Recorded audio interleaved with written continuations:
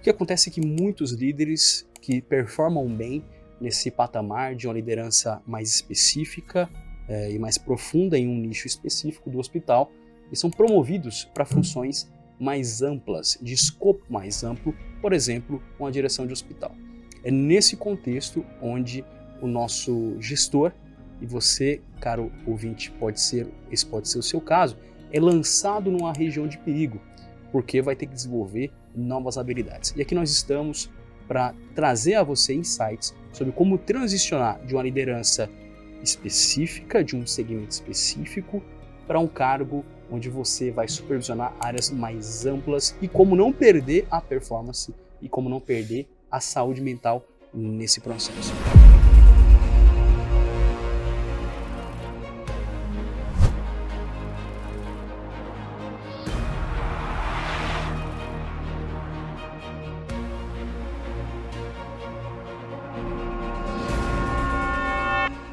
Senhoras e senhores, sejam muito bem-vindos a mais um Audazes Podcast.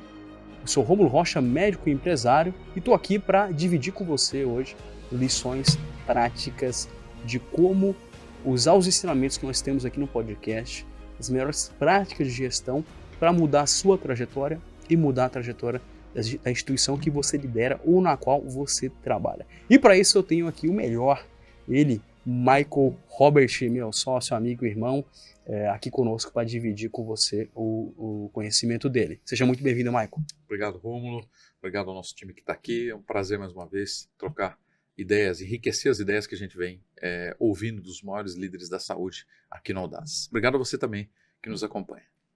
Michael, nós temos uma realidade entre os nossos membros do Hub, entre os nossos espectadores, de muitos líderes que são promovidos de uma função de liderança específica, ou seja, é um coordenador de equipe, é um gerente de enfermagem, e esse modelo de liderança, ele é o que nós chamamos de modelo em I, ou seja, ele tem uma função de liderança específica sobre um setor específico e domina ali todas as variáveis daquele processo. Então, por exemplo, se eu sou um coordenador de equipe de anestesia, eu vou saber tudo o que acontece naquele ambiente do centro cirúrgico do ponto de vista técnico, quem são os médicos, o que é feito de certo, o que é feito de errado. Então tem uma maestria da operação diária. O que acontece é que muitos líderes que performam bem nesse patamar de uma liderança mais específica e mais profunda em um nicho específico do hospital, eles são promovidos para funções mais amplas, de escopo mais amplo, por exemplo, uma direção de hospital. É nesse contexto onde o nosso gestor, e você, caro ouvinte, esse pode ser o seu caso, é lançado numa região de perigo, porque vai ter que desenvolver novas habilidades. E aqui nós estamos para trazer a você insights sobre como transicionar de uma liderança específica, de um segmento específico, para um cargo onde você vai supervisionar áreas mais amplas e como não perder a performance e como não perder a saúde mental nesse processo. O primeiro ensinamento que eu quero trazer aqui hoje, Michael, é que quando um líder ele é promovido de uma, por exemplo, a coordenação de anestesia para uma direção de hospital, ou seja, ele está num setor, ele passa a olhar vários setores ao mesmo tempo, ele foi lançado a uma zona de incompetência. O fato de você ter dado certo como um coordenador de um serviço no centro cirúrgico não garante que você vai dar certo como diretor de hospital, assim como não são as mesmas habilidades que você vai ter que usar agora como diretor de hospital. Então, você foi lançado numa zona de incompetência. Michael, como que os líderes da saúde, que são alçados a cargos mais amplos, de maior responsabilidade e maior escopo, eles podem reagir e, inclusive, entender, diagnosticar quais são as incompetências que eles têm agora para o novo cargo? Legal, Rômulo. Ótima pergunta e também bastante comum, porque seja na área da saúde ou em qualquer outro segmento, o que as empresas precisam cada vez mais são de bons gestores que sejam bons líderes. E gestão a rotina, está muito mais ligado à rotina, à agenda, ao processo, enquanto liderança está muito ligado e é expressa através da visão, do engajamento, da coletividade, da capacidade de enxergar o time na corporação como um todo. E você, de alguma forma, Rômulo, quando você está explicando esse processo da liderança, de uma liderança verticalizada, é comum, Rômulo, que o profissional, no desenvolvimento da sua carreira, a musculatura ela esteja voltada para o que a gente chama de hard skills, né, para competências técnicas, porque ele está muito mais envolvido com a operação, ele entrega a operação, ele executa uma estratégica, ele recebe todo o plano tático pronto e ele tem que executar. Então é muito comum que a velocidade, que o seu desempenho esteja na operação, portanto, fortalecendo o que a gente chama de hard skills, né? Competências técnicas. À medida que ele vai se desenvolvendo, à medida que ele vai crescendo dentro da corporação, da instituição, e vai sendo alçado a funções de liderança, elas exigem novas competências, competências de liderança, que nós não carregamos no início da carreira ou na posição anterior, normalmente. E aí vem esse impacto e a necessidade de compreender quais competências que eu preciso de fato para exercer uma boa liderança. E é nesse momento que o líder tem que estar predisposto a uma carreira que a gente chama em T, né? Uma carreira que, além da sua especialização, a sua verticalização de competências técnicas, ele tem a condição de começar a adquirir uma visão sistêmica, uma visão do todo, dos outros ambientes, dos outros processos, das outras equipes e do seu próprio time, num olhar também mais humanizado, que enxerga a corporação como um todo. Isso dá ao profissional o que a gente chama de visão em T, de carreira em T, e ele então começa a exercer a sua liderança com mais eficiência. Naturalmente que mapear essas competências é o melhor caminho, né? Assim como ele fez um assessment para entrar na companhia normalmente, entendendo suas competências para aquela função, que isso seja feito de tempos em tempos e ele possa ir entendendo quais competências eu tenho para exercer liderança e como eu faço para fortalecê-las, e quais eu não tenho e como eu faço para adquiri-las. Então, esse é um processo de construção, desenvolvimento, que precisa de dedicação, interesse, intencionalidade, mas que é totalmente possível de se desenvolver. E assim é que andam os grandes líderes que a gente conhece. Excelente, Mike. Então nós temos aqui um contraste entre uma gestão mais vertical, especializada, para uma abordagem mais generalista, sendo mais horizontal nos diversos setores, que é o que aqui nós chamamos de T.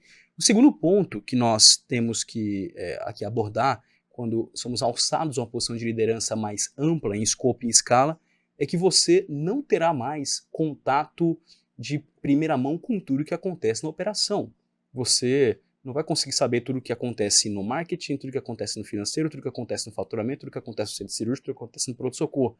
Então, o líder, ele precisa entender que ele não vai mais conseguir ter verticalidade em todas as áreas que ele está.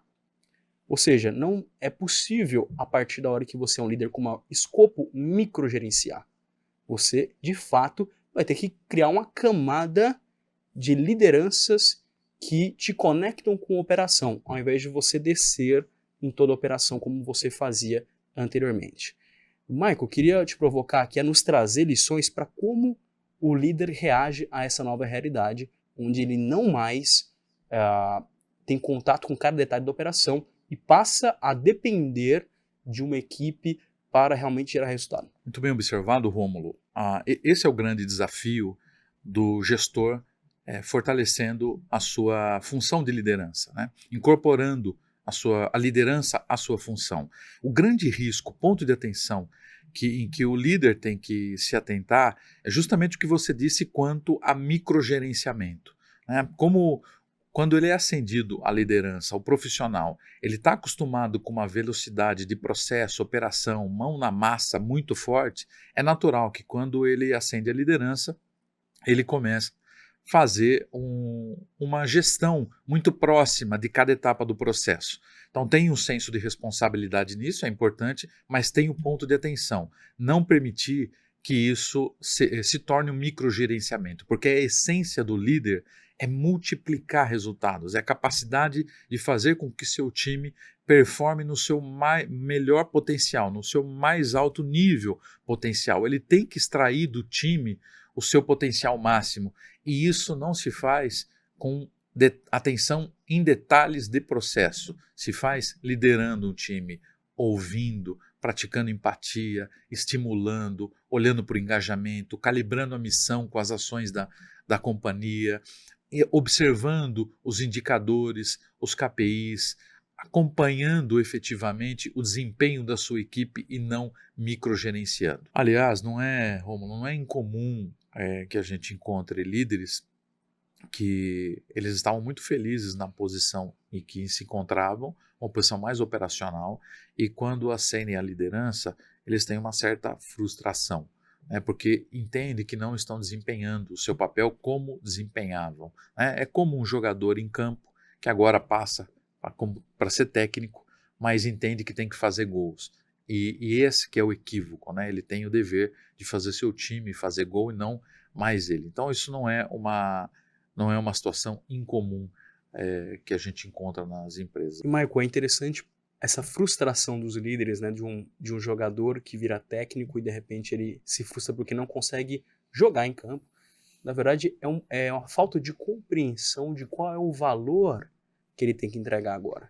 Quando você é alçado a uma posição, repito, de liderança em scope, em escala, liderando mais pessoas em várias áreas diferentes, sua função não é mais fazer com que as coisas aconteçam pelas próprias forças, pela força do próprio braço, mas gerar algo que o Andrew Groove nos ensina no seu livro High Output Management, que é um clássico dos negócios, chamado alavancagem. Quando você lidera um time maior com escala e escopo, você ganha alavancagem. A alavancagem vem da própria palavra alavanca, que é a capacidade de você imprimir uma força em um lado da alavanca e isso se multiplicar do outro lado da alavanca. Então, a liderança é um fator de, como o Michael disse, de multiplicação de impacto. Mas isso acontece a partir da força de um time.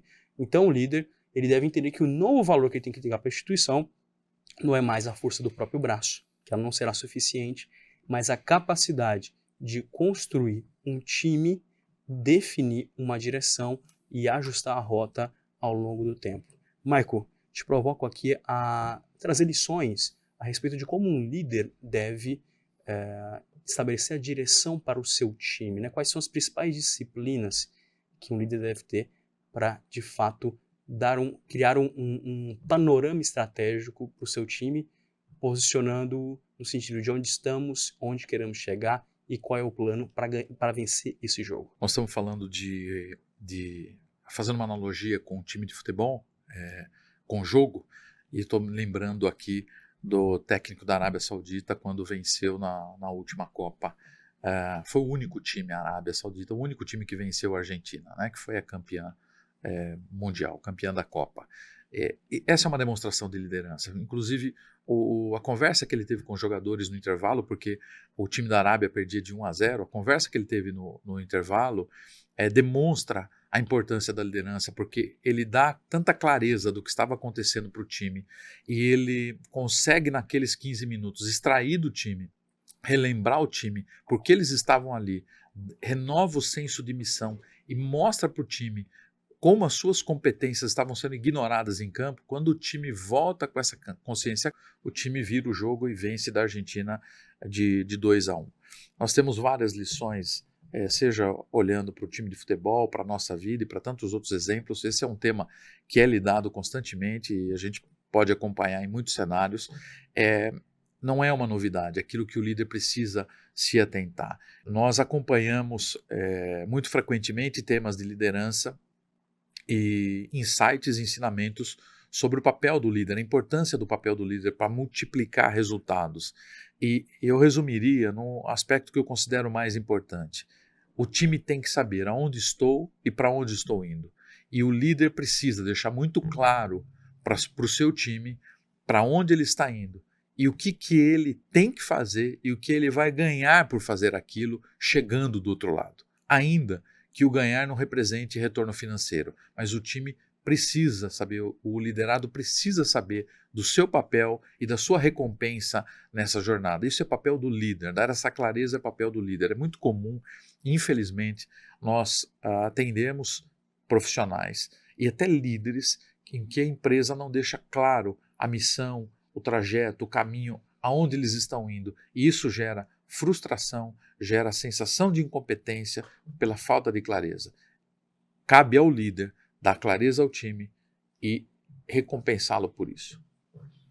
Espetacular, Michael. Aqui nós temos então lições preciosas para você que está sendo alçado a uma posição de liderança mais ampla, onde haverão novas competências, ou para você que planeja conseguir isso, obter esse privilégio de ser de fato promovido para uma posição de liderança de mais impacto dentro de uma instituição de saúde. E aqui revisando brevemente, primeiro princípio, você será promovido à sua incompetência, ou seja, você não será competente nessa nova posição e tem que conseguir, como o Mike falou, usar-se de recursos, sejam assessments, sejam bons conselheiros, mentores, para mapear suas incompetências inconscientes, que são as mais perigosas de todas.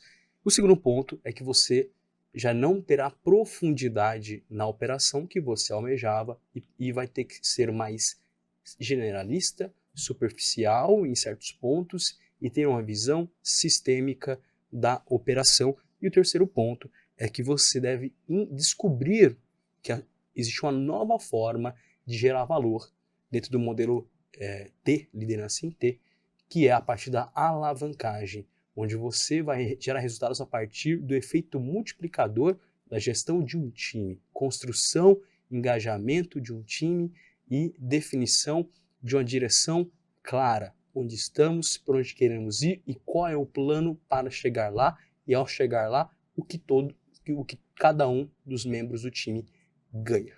Esse é o Audaz Podcast, nós estamos aqui para realmente contribuir para a tua evolução no mercado de saúde, e eu te faço um convite para que você faça sua inscrição no Hub, que é o maior hub de networking de líderes da saúde do Brasil, onde nós postamos conteúdos gratuitos de altíssimo valor. Você pode ter contato com outros líderes que estão na mesma jornada de transformação pessoal e transformação institucional como você.